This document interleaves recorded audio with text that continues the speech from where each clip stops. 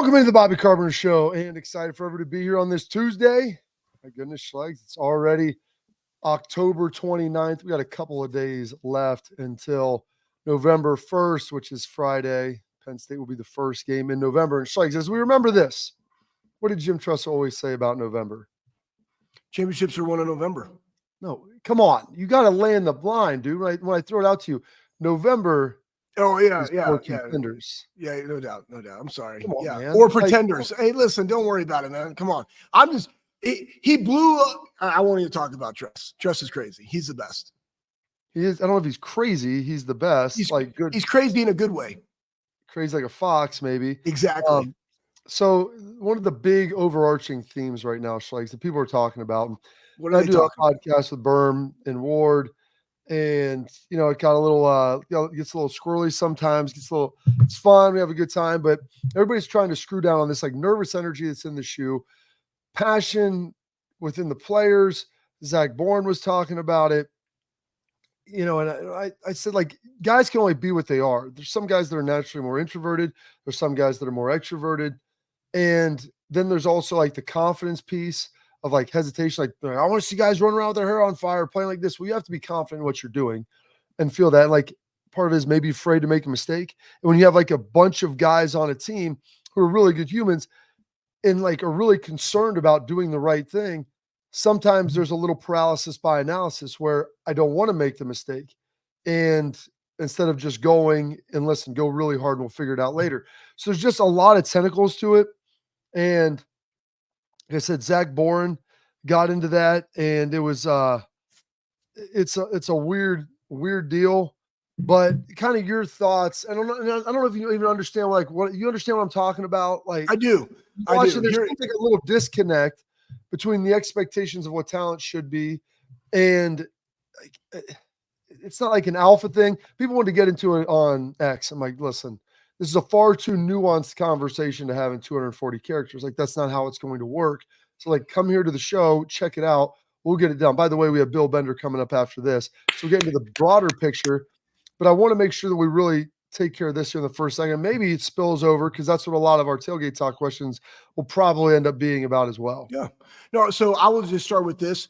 There is always a fine line of chippiness on the field, right? Like, and I have talked about it with Truss and being able to be steady keel like he was never up and down, right? Like in the 2002 national championship run, they probably run 4 to 5 games in a 1-possession game. You're always like this, but then you also want to be able to play with emotion, but not emotion that leads to penalties. We saw that, I forget, like a couple years ago in the Michigan game, we're actually driving, going to be in really good field position. Scott, we had something, right? It was a lot of juice, and then boom, now you're out of field position and totally stalls the drive. So then there were people making comments about nobody came to IGB's defense when he got spit on. First off, that was on the far left hash line in the corner of the end zone. What do you expect your guys to do? First off, how do you going to know he even spit on him? Like, hold on.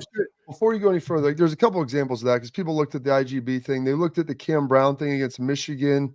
Was that in 21, I want to say? Yeah. Up there, he rips the guy's helmet off. They go back and forth. The receiver's grabbing his leg, and someone tweeted that at me. No one came up to his defense. I knew we were going to get our butt kicked. Like, so those are some of kind of the examples. Now continue to make your point. Well, I'm just saying, like that one, like the one with Brown, like those guys are right there. Like what? Like go to his defense. I get it, right? And we did that too, Bob. But the one of IGB, like totally out of context. Like, what are you going to have guys run all the way across the field? Again, what do I like to see? I like to see guys playing fast, hard, and violent. When you are able to play fast, hard, and violent, that's because you alluded to, Bob, you know exactly what to do. So you play with confidence. We've talked all the time about communication. Whether you're right or wrong, communication allows you to play faster. So with all this stuff being said, how I look at things, and I even heard somebody told me, like, I thought Cody Simon would be better in his senior year. The guy had 6 tackles, 3 tackles for loss. He's been playing fantastic.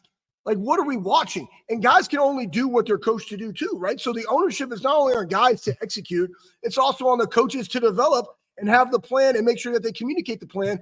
That's why holistically you look at all things. Said Was this a No, conversation you had with someone? no. This is all stuff that I'm just seeing from our show or in the deal. So I'm just trying to answer some of these things. But here in a nutshell is in football, I always called it controlled chaos. I'm going to play as fast and as physical and as tough as I possibly can. Come downhill, I want to win my 1v1s. Like, that's what you want to see.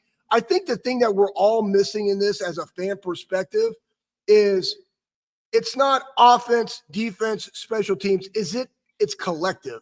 And I think going now into what are we in, going into week 10, right? Have we seen a complete game from Ohio State in all phases?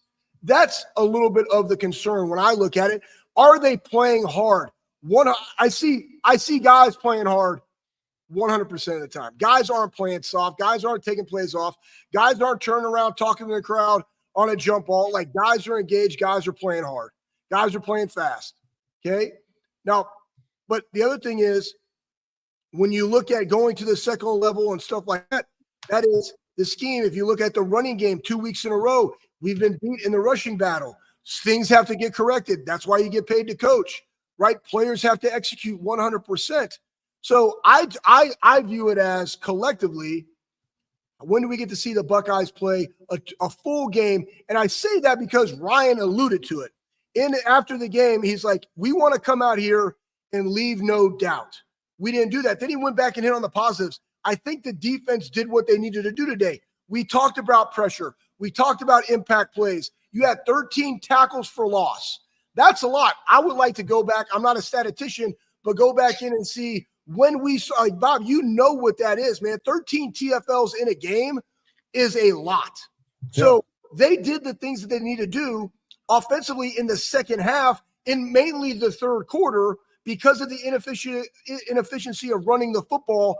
We lost the time possession battle, but when they needed to, the response from Will Howard and the offense was Nebraska scored, our turn, we scored, defense finished, we finished in the fourth quarter. That's a win. I'm also very different in the fact is this. I will always, and again, you're a homer, you know these guys 100%. I will always ride and die with the Buckeyes and who's ever's in that building.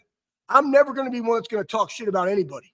But I'm just going to say, me looking at this game or the Buckeyes right now in 2024, when do we get to see a complete Ohio State football game that leaves no doubt? And guess what? You have no better opportunity than this Saturday in Unhappy Valley.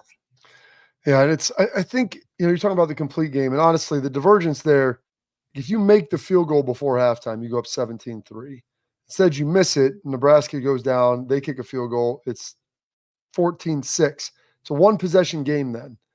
You're getting the ball coming out. If you're able to go down there and then score at halftime up 17-3 post-half, then all of a sudden you're up big. But I just think, Schlegel, it's tough to put your finger on intangibles. It's really hard to measure them. And here's the one thing that people don't want to take into account. And there's a guy who has been riding all day on me during our show in the morning about how this is different, this is that. And I point out all these different things. I'm like, at the end of the day too, buddy, he's like, I've been watching Buckeye football since before you were born. I said, that's fine. I've been in the Woody 250 days a year for about the last 2 decades. So I feel like I have a pretty firm understanding of what type of players these are, what type of people they are, and what it's looked like since then. But also remember, generations change. The game has changed of how you interact with people. This isn't 1980 anymore. You can't grab guys by the face mask as a coach. And these guys have never been grabbed by a face mask. And guys, and this is college players everywhere. It's different. And so the way you communicate with them is different. The way you talk to them is different. Now, does that mean the expectations have to be less? No, it doesn't at all. But trying to thread that needle is much harder today than ever before. Guys, you always talk, like we were talking with Tress yesterday. It used to be, when, what, why. Now it's why, what, when. And it was what, like, or excuse me, yeah, when, to your point, Bob, like, do it now. Go do it now. Now, what are we doing? And then why are we doing it? We'll get to that afterwards. Well, let me explain it later, maybe. Now it's why are we doing it? Then what are we doing? And then when are we going to do it? That's the last element. And not just because I said so. So there's all these different pieces. And I would joke with Berm in Austin because I go, I don't know how else to put this with guys because I go, these guys are tough. You trained them, Schlegel. Like, these dudes they've gone through the gauntlet. I go, most people would give up 70% of the way in, 60%. 99% of the population in the United States of America to what I did to these young men from January to the end of June would tap out. I'm just telling you right now, you would. Look at me right now. I'm looking at you and you're know. I'm talking about all the people that are watching. I know. I would smash, like you would be smashed. You would be doing this even through the warm-up. I'm just telling you, man. It's a fact. I get it. You understand that. And so how do you translate that into playing, like you said, fast, hard, and violent on the field? And I think the element that you're talking about is like with a high degree of emotion. It's got to be insanely personal to you. And for fear of not making a mistake, there's got to be great communication. There's to be great trust with everybody. I'm speaking more the defensive side. There's got to be an attitude. And that's where I think that taking it personal is really important.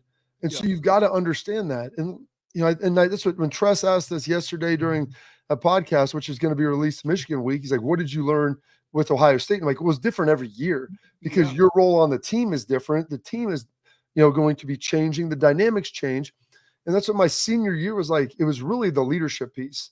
And so like learning how to be that leader, the oldest guy in the room, sacrificing maybe a little of what you have done, helping bring young guys along, and then providing whatever the team needs you to provide. And a lot of times for me, that was always emotional energy. It was a similar situation for you. That's not the case for everybody. But some of these guys have to figure that out of the team needs your emotional energy. They've got to have it. Like, and that's especially on defense. It's such a critical factor.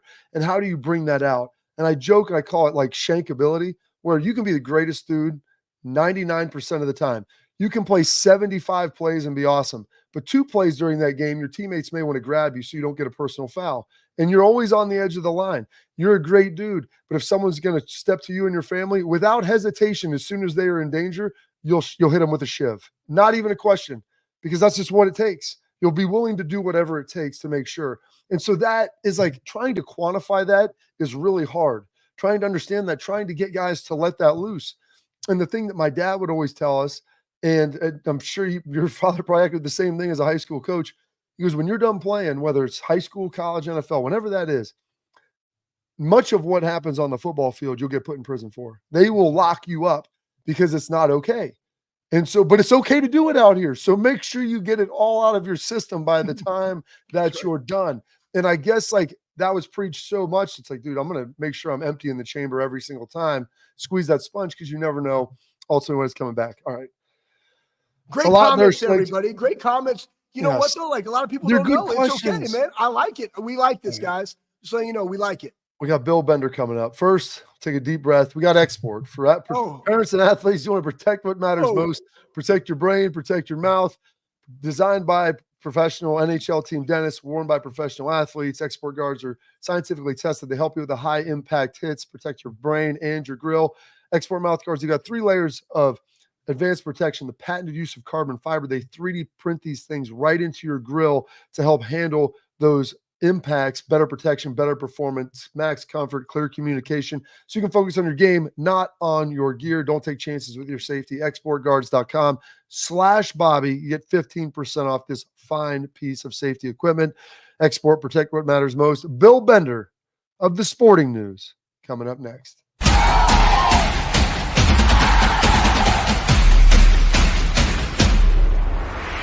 We were called soft last year. You don't want to be soft, especially when you come to the playoffs. So that's going to be a process throughout this season of establishing us as a harder team here in the. I'm Garage Beer, and this is Bobby Carpenter. Garage Beer. Beer-flavored beer. Beef with an F? Okay, my bad. It's crisp and cool, and it doesn't taste like... I'm Bobby Carpenter. I drink in garages because my wife says I don't belong inside. If you like a cold breeze on your bag, drink Garage Beer. It's American, and so can you. Garage Beer. Beer-flavored beer. I don't buy into this nonsense, this conspiracy nonsense that he's got his money and he's dogging it. That's ridiculous.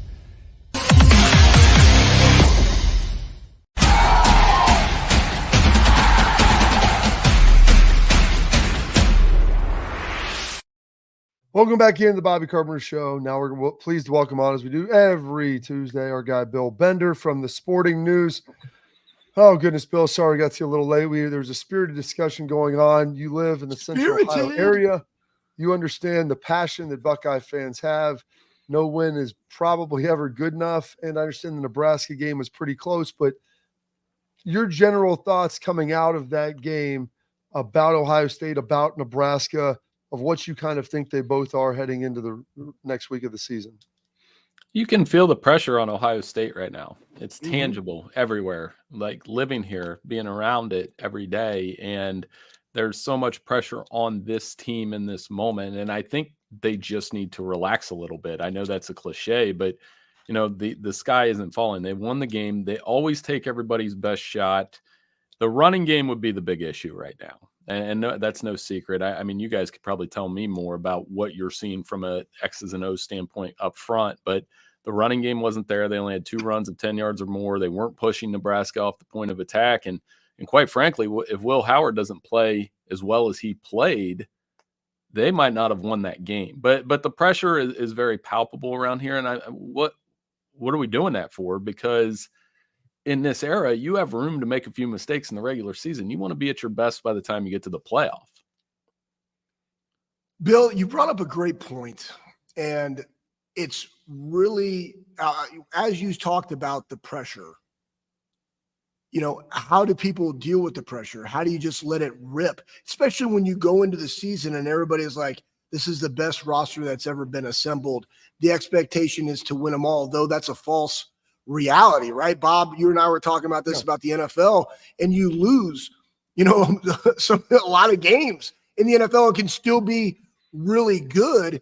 And it's just that expectation of being perfect when nobody's perfect. And I automatically got a message in my mind that I would share with them. I'm not going to share it right this second.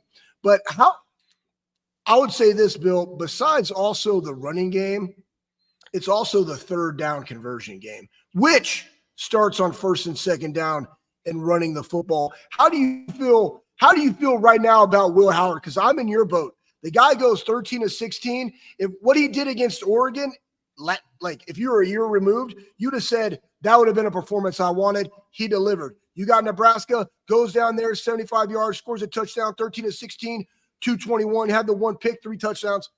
How are you feeling about Will Howard right now on this football team? He's been on point. He's offered a little bit in running game, and the big response drive. Nebraska takes the lead, and what does Will Howard do? He takes the team right down the field, makes a good throw to Judkins for the touchdown, and he deserves credit for that, right? And I know you guys played there, so you know the pressure, and that I would compare Ohio State football to like Seinfeld or some huge TV show when we were growing up, that every episode was graded on a curve. Just like every game is graded on maybe an unfair curve with Ohio State. You're not just expected to win. You're expected to win by a bunch of points. You're expected to, you know, look good doing it. And on that off chance where, oh, by the way, Nebraska just got their tail kicked the week before. So, you know, those 18 to 22-year-old kids were getting challenged and about their manhood and can you go play at Ohio State? And I thought they actually played an outstanding game. Even Dylan Raiola, who hung in there against the defense that, what'd you say, Schleg's 13 tackles for loss? 13 tackles for loss. Made some big boy throws in that game for a freshman in that stadium. So just get used to that. I mean, that's going to happen. So I just think this idea of the pressure on Ohio State and how palpable it is, and I'm trying to think, well, why? I mean, it's still a very good football team, capable. Every top 5 team, in my opinion, has a flaw. And with Ohio State right now, it is probably they're going to have to figure out the offensive line if they want to make this run.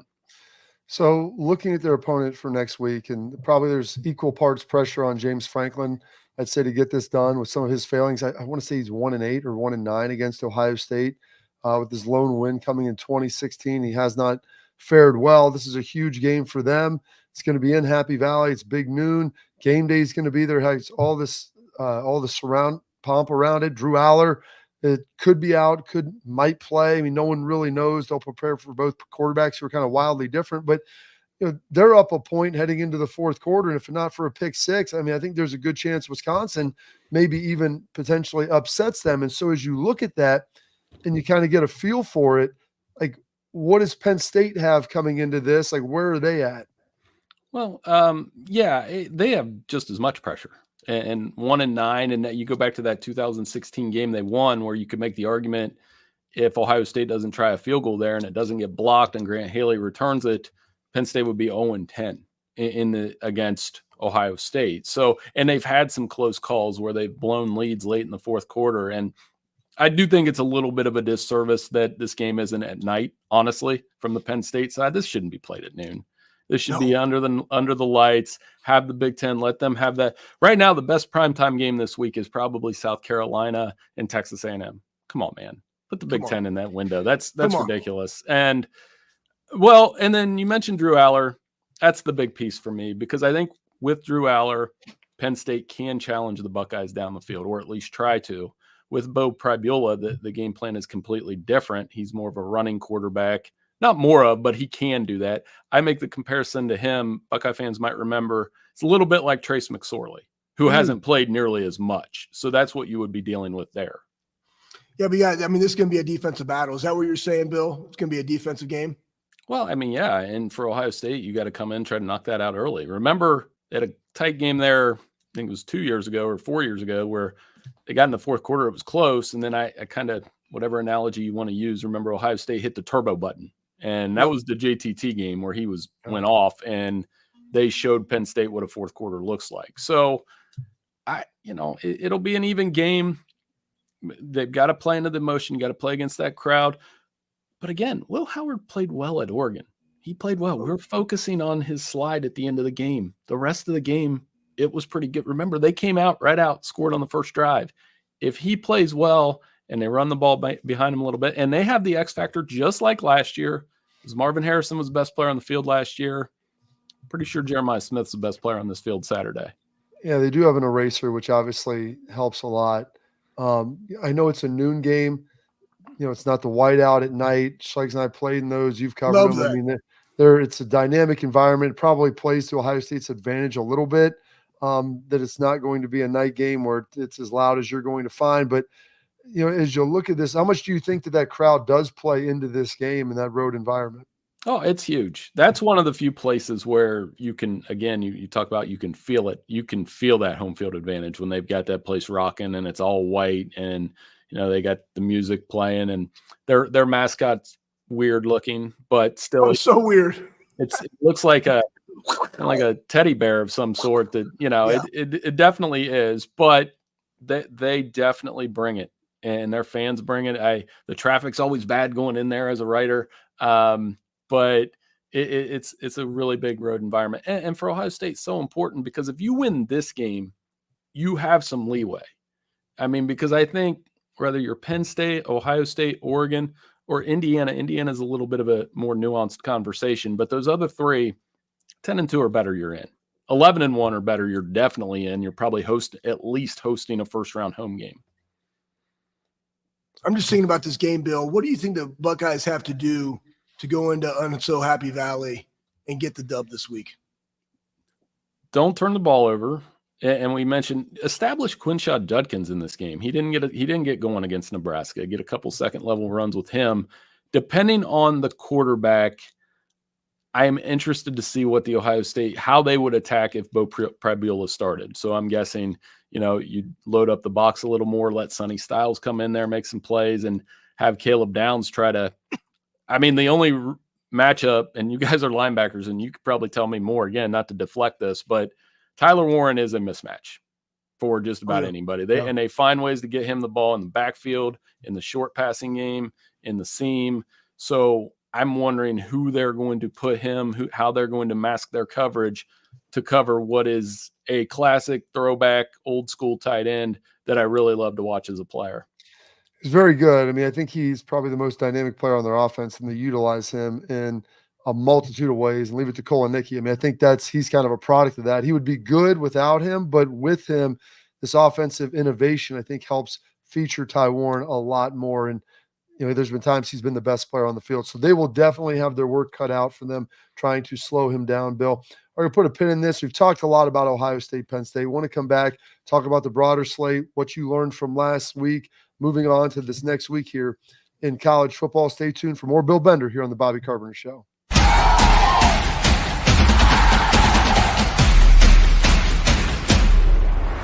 We were called soft last year. You don't want to be soft, especially when you come to the playoffs. So that's going to be a process throughout this season of establishing us as a harder team here in the. I'm Garage Beer, and this is Bobby Carpenter. Garage beer. Beer flavored beer. Beef with an F? Okay, my bad. It's crisp and cool and doesn't taste like. I'm Bobby Carpenter. I drink in garages because my wife says I don't belong inside.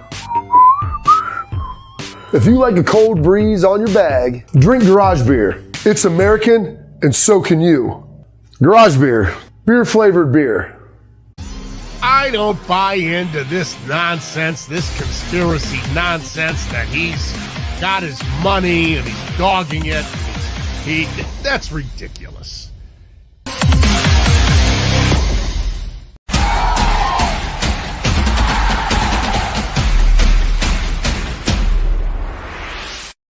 Welcome back into the show. Still here with our guy, Bill Bender, the Sporting News. Give him a follow on X at BillBender92.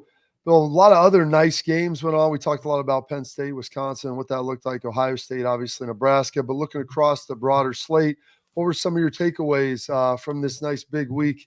I guess it's week 9 already in college football. One of the things that we were told about the 12-team college football playoff race is that the regular season will be so much more exciting in November. And there's something to that from the fact that we have 24 schools in the power conferences, when you include Notre Dame, that have 2 losses or less. And I think maybe we get a 3-loss team in, maybe not, I'm not sure. But that was what I felt over the weekend is like, don't mess up. Texas A&M took a huge step forward by beating LSU and throwing Marcel Reed in there. And it was kind of the weekend of the backup quarterback. Taven Jackson at Indiana has a big game. Bo Pribula steps in on the road and wins at Wisconsin. And Marcel Reed changed the dynamic of A&M's offense against LSU, down 10, 3 rushing touchdowns, and wonderful performance. They deserve top 10 billing. And if you look at the schedule, there is a chance that A&M and Texas play at the end of the season in a battle of 10-1 teams. That would be something to watch. Yeah, that's bumpy. Hey, you see their thing on, it was them coming out of the stadium, and listen, you're right. People were talking about like the juice in the stadium, and we got to get that. And what I appreciate from schools that aren't at the caliber of Ohio State, they still got really good engagement, but that entrance of theirs is really cool. Talk about the Texas Vandy game. So again, kind of similar thing, though Vandy is better than a lot of people expected. 25th of the country. Texas goes on the road, right? I don't even think they scored in the second half, if I'm not mistaken. Vandy comes back, makes it close. Kind of indicative, right? Kind of this similar, a lot of similarities between what happened this last week with Ohio State. Right. And Texas, you would have, had they been impressive there, they probably leapfrog Ohio State in the polls. But a couple things here. Quinn Ewers, he's a starter. Arch Manning's not going to start outside of Texas, maybe having a Jalen Tua-like moment in the playoff where Quinn Ewers would come out. He plays well. He throws a couple touchdowns, had a couple interceptions. It's what he does. The bigger problem for Texas was the penalties. 107 yards of penalties in that game. And anytime you have over 100 yards in penalties in a football game, it complicates what you're trying to do. I don't know how many times I looked up. It'd be first down, nice run, and you just kind of see the camera panning back with the ref out there. So they're going to need to clean that up as they get ready for, the bye week, Florida game. They're still in good shape, but I'm in the minority. I don't think there's a controversy with Ewers and Manning. I think Ewers is the guy, and that's what they're going to do. Watching Indiana rough up Washington the way they did, I mean, we believe they're real now. I mean, they've been certified, they've been stamped, and do you see them making their way in the top 10 here in a week or two? I mean, this is a big 2-week stretch for them ahead of the Ohio State game, because I think it's a tricky game at Michigan State, just because Michigan State, they have flaws. They have a young quarterback that turns it over a little bit, but they are capable of having a physical running game, and they're not bad up front. So Can they slow down Indiana? Does Curtis Rourke get back? And then the Michigan game will be very visible for them. And I don't know what Michigan won't be ranked for that game. Michigan could potentially be 5-4. But as a program, when you've beat a program, the other team, as few times as Indiana has over the years, that's a huge game in Bloomington. So if they can get through those two and get to 10-0, I've been asking people this question all week. Say Ohio State beats them by 2 or 3 touchdowns, and it just doesn't go their way. Indiana 11-1, Alabama 10-2. I know what the committee should do, but I have a feeling I know what the committee will do in that situation if it was for the last spot. When you look at this AP poll, something I've just been thinking about, I definitely didn't come up with this. I probably heard it from somebody. You put, I think they said this literally, you put the Michigan brand on the IU brand. They're ranked way up there, right? Now in their 13th. It's kind of the same. Like you look at Texas with still in Tennessee ahead of a Big 12 champion, and then even an SEC foe in Texas A&M who hasn't lost, and they're 10th, right? And then all the other brands and the Pitts of the world undefeated. LSU only dropping back, even though you lost the big time in the second half versus Texas A&M, only slipped down to 16. So you mean to tell me like you're ahead of, Pitt, or you're on the cusp of that? Like, what do you feel? Do people's optics of the AP poll and whoever makes that has to change a little bit to the product that's on the field and not necessarily the brands? Well, I am a very big believer in the polls do matter. It drives me nuts when people say they don't matter, because in college football, it's so special. Is like, why do the polls matter so much? It's like, this game matters because you get to hold up the number one when you win it all.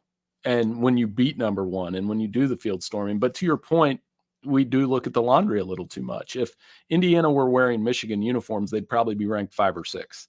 And just because the way that they're winning with the running game, especially with Curtis Rourke on the field, because he's an NFL quarterback. He may be a day 2 guy, but he's going to play in the league. And again, Pitt's facing that. SMU's going to face that. And what I just said in that last question about Indiana and Alabama, is the committee at the end of the year going to do the right thing or going to do the brand thing? And I say that because what if the decision's Iowa State or Tennessee? Those kind of things. BYU, another team, we might not love the unis. We should, because they're very cool uniforms. But we should be concentrating on what they're doing on the field. And even in the Big 12, they've been pretty special. Is Alabama fixed, Bill? If they run the ball like they did. Right? When you average over 7 yards per carry, you get back to the basics of running the football. Missouri was limping into that game. There's no question. I really respect Brady Cook for trying to play through the injuries, but they stepped into a buzzsaw there. But if Jalen Milroe has that running game around him and the defense is creating turnovers, which they've done the last 2 weeks, I think they have a really good shot of going 10-2. That now a true elimination game, not this week, next week. We'll definitely talk about it on here next week. LSU Alabama is a real-time elimination game down in Baton Rouge next week. Yeah, big time. And I'll probably be at night too, which they played really well at home. What do we find out about Notre Dame? I know they're playing Navy. Navy had 6 freaking turnovers, could have had 8, but still undefeated. What are we learning about Notre Dame as we head into November? As Bobby alluded to, is for contenders. They got to win big though to keep that beauty contest going. They can't lose again. I still think they're in at 11-1. Love the running game. Riley Leonard's coming around. And they're winning with defense. And, as a history nerd of the game, 100 years later, the fact that they might play an unbeaten Army team is going to be pretty cool. And finally, you mentioned that A&M LSU game. Like we talked more on the A&M side.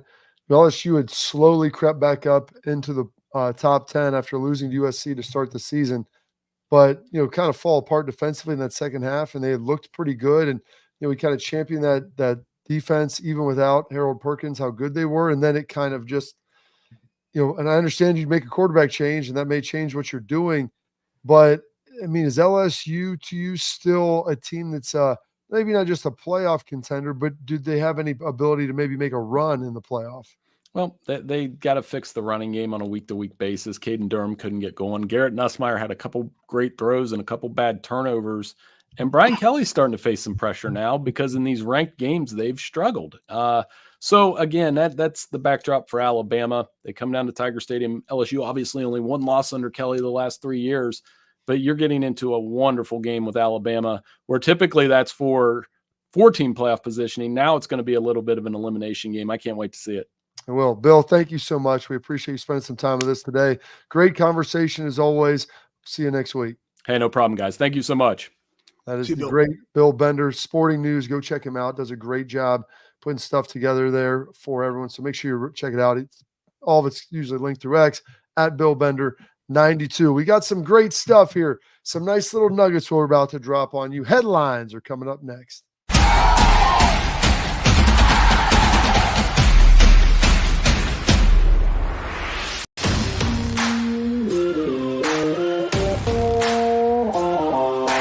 Hey, what's up, everybody? This is Bobby Carpenter. I want to give a huge thank you and a shout out to Affinity Whole Health, the leaders in the testosterone replacement industry. I've been on a testosterone replacement program for a few years right now, and I've got to tell you, it's been an absolute game changer. Affinity Whole Health has allowed me to be the best version of myself, both mentally and physically.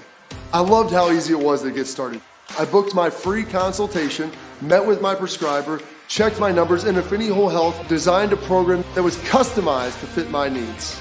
So I'm telling you guys, if you have low energy, you want to get rid of that spare tire around the waist or take it to the next level in the bedroom, Affinity Whole Health is the place to get started. So don't wait any longer. 5 minutes of your time, book your free consultation. You're going to love the way you feel.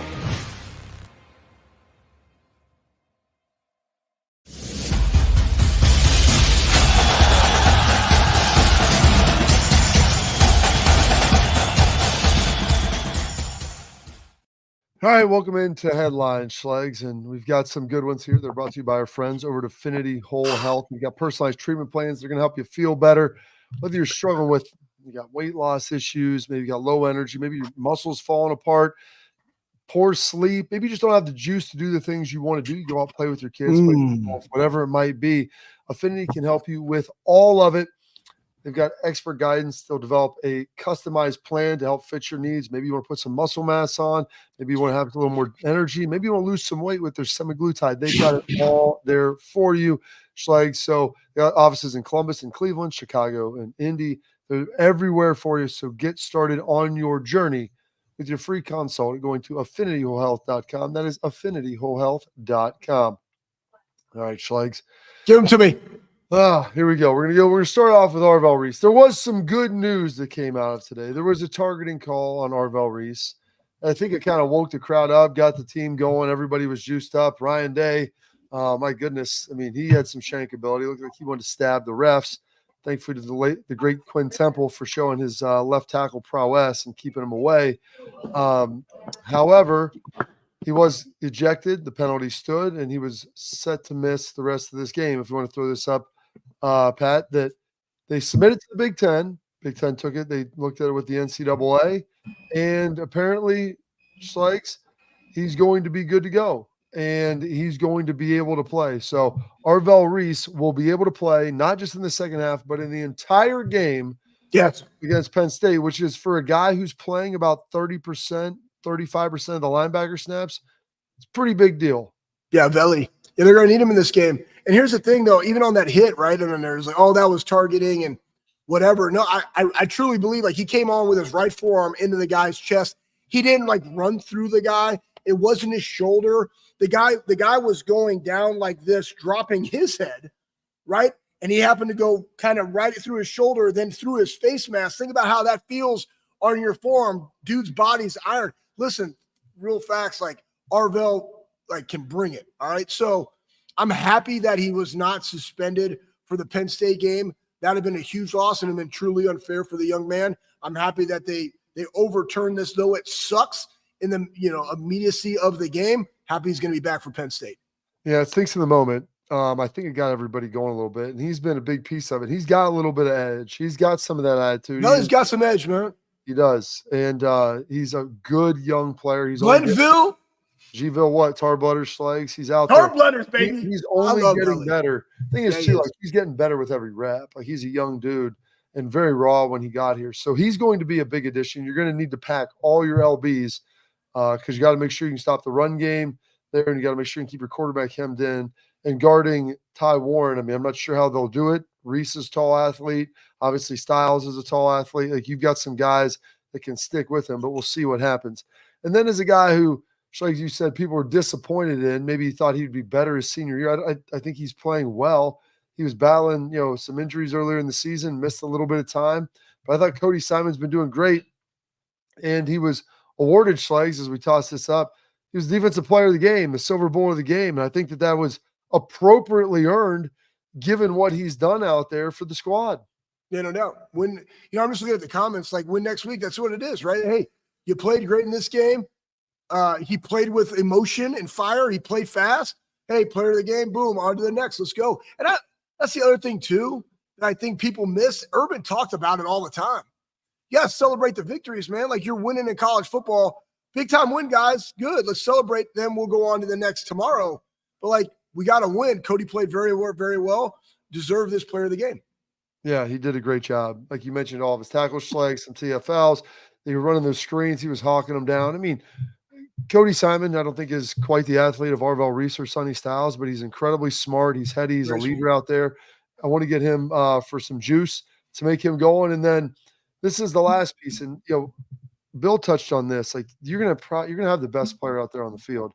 And that best player is going to be Jeremiah Smith. And when you have a guy like this who's been putting up these type of numbers, you need to utilize him and find ways to get him the rock. So throw this up here real quick. Jeremiah Smith has scored a touchdown every game this season. I believe he's now tied with Chris Carter for the freshman touchdown receiving record at 8. I think he blows this thing away. It wouldn't shock me, Schlegs, if he comes out of the season with 10 to 15, depending on how many games they play. Yeah, he's a special human, right? He's one of those freaks. And it's funny, I just again read the comments and the comments are always better than the story. I do. I like the comments, but you also got to understand why we talk this and focus so much on the running game, because it does open up the passing game. Because what are you going to do, right? In order to stop the run, I'm going to have to bring a safety down. Now I got cover 3. The seams, like that one that he hit wide open for 60 yards, straight down the seam. Why? We're emphasizing on stopping the run, right? Yep. Then you had a post. Boom, guys are playing high and wide because they're going to bracket him. Boom, now he's open. Carnell.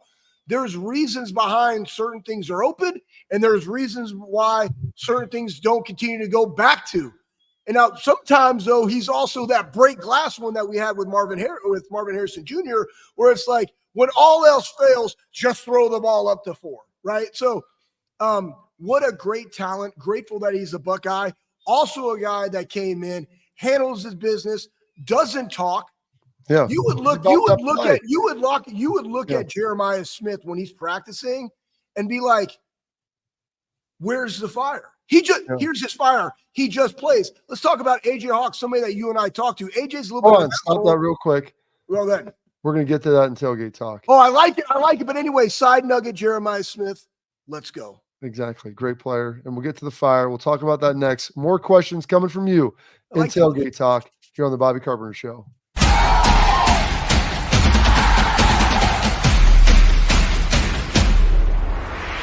We were called soft last year. You don't want to be soft, especially when you come to the playoffs. So that's going to be a process throughout this season of establishing us as a harder team here in the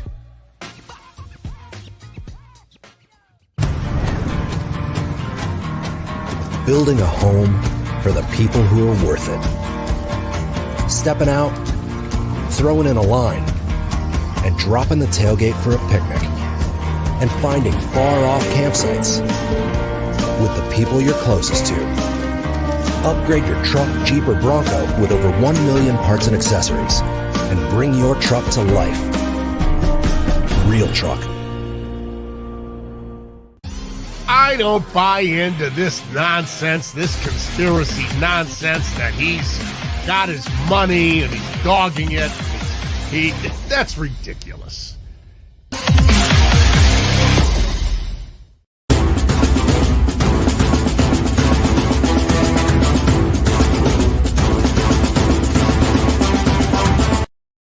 All right, welcome in to Tailgate Talk. Tailgate Talk is brought to you by our friends over at Real Truck. Go ahead to realtruck.com. Super Truck Up, Jeep, Bronco, all of it. And right now they got a special offer for you. Go to Tailgate Truck or go to realtruck.com. If you spend $100 souping up the interior, the exterior, whatever it is, Use promo code Bobby on checkout. You're going to get spend at least $100. You're going to get a free hat. They're going to take care of you. Do some great things. So a little gift for you. Maybe you get some gifts for your loved ones out there coming up this holiday season. They can take care of you. Bring your truck to life like Schlegel and I did. Realtruck.com.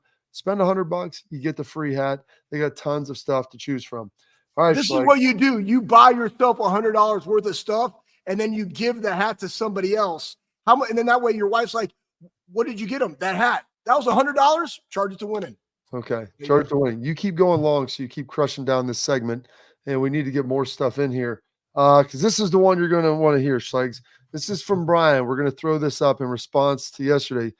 Zach Bourne brought it up, I think, on one of the shows with Austin. Starting to see it myself. Where's the fire? Put Schlegs on the sideline, wake folks up, chew them up, spit them out when they miss an assignment. Pick your head up and those around you. I don't like the word soft. Go ahead, Bob. You start. Well, so Zach was talking, there didn't seem to be necessarily a lot of energy on the sideline. Yelling at guys, I've never said is energy. Like that, the coaches yelling there, and believe me, tomorrow we're going to get to the comments on YouTube. So, guys, like, subscribe, leave the comments. There is a plethora of them, and I was reading through them earlier. Tomorrow will be a straight comments day from YouTube, and I appreciate that. So we'll get to all of those, but there needs to be like an energy around it, and that's what I was saying. Like some of that comes on the field with confidence. But there does need to be, and you can't always ask, there's certain guys that's just not what they are. And, that's to the comment that was made to me where I was saying some of the guys are a little introverted. That's fine. Like, it's not a big deal. As you're going to now make your point about AJ. Well, I mean, like you look at AJ Hawk, like AJ was never a talker, though. AJ flipped off his coach one time in the field or whatever. Like AJ just played. Like AJ played with emotion without showing emotion. When did AJ get emotional? When you took his helmet away. Remember, Bob? Like his helmet would come down, kept smashing his deal because he refused to put air in it. So they're like, guess what? That's got to heal up. We're going to take your helmet. He was going to kill every athletic trainer. I think Bob and Doug, he was headhunting for them. He just wanted to be out there with his teammates. But he wasn't one of a trash talker. It was, if guys are talking stuff, he would just get him like, come on, next one, let's go. I didn't talk a lot of trash because I was making a lot of calls. Like, I don't want to spend my energy. I just want to play with my pads. Everybody's a little bit different, and that's why it works. Like you were an energy giver all the time. You know what I'm saying? Like you were looking at the crowd. It was so fun. I vividly remember like you looking at people like, get up. Like there's this guy sitting in a chair. Get up. Like, let's go. But then we had fun together when we played. And everybody's taking this, right? And they're looking at, we got to go get in a fight. As opposed to, I'm looking at like, have fun. Like, cheer on your teammate. Have fun. Purple Cobra style, right? Like, I mean, you used to dry hump dudes like on the bottom, and I would just sit there and laugh at stuff, man. Like, what is going on here? Buckeyes, right? And like, Top Gun high fives after stuff. And here's the other thing that I want to say this and preface this. I think when former players make comments, like as we get older, Bob, we become better. And I am one that has not. I never missed a single tackle, Coach. I regress. Like I vividly remember missing a wide open field tackle in the Northwestern game. I remember missing a sack on Vince Young. I know what I was. It's also why I became a strength coach, because I needed somebody to tell me what I needed to do to be better, to have a longer career, to add more value while still having the intangibles that made me who I needed to be on the field for my team. There's a lot of nuances in there, but let's do this. And so I always like to look at attitude and effort within the game, between the lines. How are guys flying? Look, when you judge a defense, look for hats around the ball. Is everybody in the picture frame? Right? Like those are the things that show you, are they playing fast, hard, and violent? Are they indicative of people that care? Look at those things. More importantly, are there things we got to correct? Yes. And here's the other thing. All these guys that are former players, you and I included, Bob, that have watched a lot of film, that have been in there, we haven't watched a lot of film in a long time. When's the last time any of these people sat behind an all-22 for your job to dissect exactly what's going on, the different nuances of the game? Because the game has changed a lot. Yeah. 2005. And since 2014. And since 2019, right? Like 5, 10, it's changed, right? So before you go on all in and this is how we did this and that, be very, very mindful. I know. And I was probably more of an energy guy. Like I love pumping the crowd. I said, you get to play in front of 105,000 plus, like get them involved. And I always tell a guy, like, get people involved. Like let them see you have fun. Let them see that excitement. You know, AJ was never like outwardly talking trash. I wasn't a trash talker, but I loved it. Like, dude, you're playing at Ohio State. And I think that these guys, there's so much pressure to want to win, want to produce, want to get sacks, especially on the defensive side where you can really be animated because you can move around while they're in formation. So hopefully that starts to come a little bit. I'm going to break a side nugget too, because there's also comments about guys like praying after the game in Carmen, Ohio, and that people are making a big deal about this stuff. And there's a thing in there, 1 Corinthians 10:31, whether you eat or drink or whatever you do all to the glory of God. I read that when I was in the league. That's where attack and dominate comes from, just so you guys know. I think that's what has to happen, right? Like you're good. Just go out there and attack and dominate, right? Like the pressure of being perfect. And I also believe that's part of our society with Twitter and Instagram and all these things. Everybody's looking at the false reality of perfection. Everybody out there, you're not perfect. I'm just telling you right now. We're all sinners. We all fall short. You're not as good as you think you are, and you're not as bad as you think you are. So just go out there and let it rip. And I think that's really the message that has to happen, because guess what? You live and die with each other. Go win your one-on-ones, play with great emotion, play with great enthusiasm for each other, right? Freaking all day, leave no doubt, go Bucks. That's really the deal. All right, we're going to throw this one last one up. So you have one one minute to answer this one. It's from Big Bear Dan. I know this will probably not get touched by Schlegel for understandable reasons, but when do we question the strength and conditioning by Marotti, lack of push on our O-line we've had for years, and Fry for the lack of recruiting depth and development? Before you get going, it's 30 seconds. Justin Fry has been here for 3 years. It takes 3 years to develop offensive linemen. There really wasn't a lot of depth. The guys that have been good, he's developed, and they've been ready to go. But it's really hard to get those things done in abbreviated time. He took over an offensive line room that didn't have any depth, so there were no young players to really develop, which is why they've had to go portaling at the beginning. The guys that they have there now, which you can touch on, will be ready to go, but it's the one position that takes more seasoning than any of them. You have 1 minute on the clock. 1 minute on the clock. Here's the deal. All strength coaches, guys, just so you guys know, if you have a high GSF, you're constantly questioning what are the things that you did that could help your guys be successful. Because again, the weight room allows you to go do your craft at a high level. However, your craft is playing football. That's also taught to you. But you're always going to go back and think that. And I will also say this and preface this, and I love Coach Mick. I have been around all over this country. Right? I got products that are in 30 NFL teams and 125 Division I colleges. I can call up all of their head strength coaches. All of them. Guys. And the one guy that I would want to work for, or the one guy that I believe in his program more than anybody, is Mickey Marotti. So does he himself, after a year that doesn't go, or after games that don't go quite the way that you want, you're always constantly self-introspection and evaluating what we could do better. That's part of being elite. I believe in Coach Mick 100%. You guys can question it all you want. That's one area I don't question because I saw it with my eyes. I saw it with my eyeballs. And I was like, holy shit, we're putting 6 pounds of shit in a 3-pound bag. And these dudes love it. They craved it. They showed up. Oh, side nugget. What about NIL and all this? The standard's the standard. You're 1 minute late, 30 minutes prior to the workout. I don't care who you are. Boom, you out. You making it up on Saturday. That's a standard, right? Because I hear people talking about NIL and all this stuff and that. Oh, I'm going to leave you one more side note. You know, parting thoughts. See you. Parting thoughts up after this.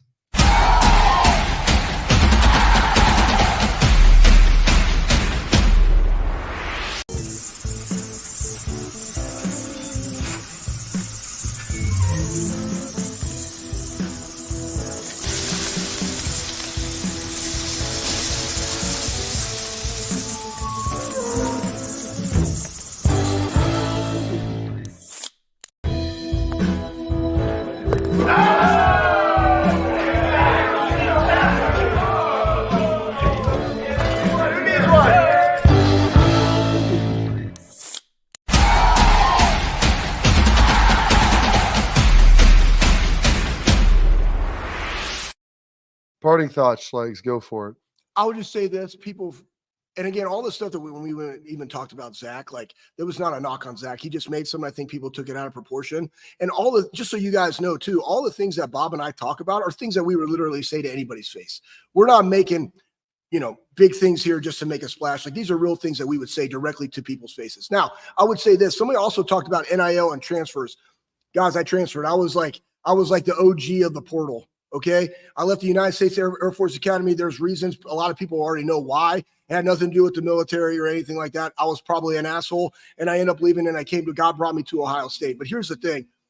Caleb Downs, Will Howard, Seth McLaughlin, Josh Simmons. I'm just naming a few, right? Guys, those guys are playing with a lot of juice and energy. And I would say this, I'm a transfer guy, man, but I bleed scarlet and gray. I love Ohio State. And the way that I watch these guys work in the offseason, the way that I'm watching these guys play, boom, they're doing a great job here. It makes no impact on them that they came in or where they came from. They're Buckeyes, know that. Buckeyes, we got a lot to get into tomorrow, Schlegs. Man, I can't wait. This is so fun. And I love all you guys because you guys just got to know. We're just here to kind of educate. And again, our opinions, your opinions, Buckeyes. Hey, fire some comments off. We love it. It gives us something to talk about.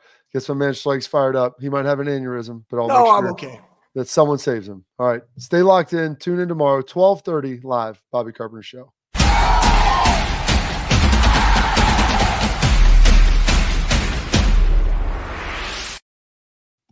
Ugh.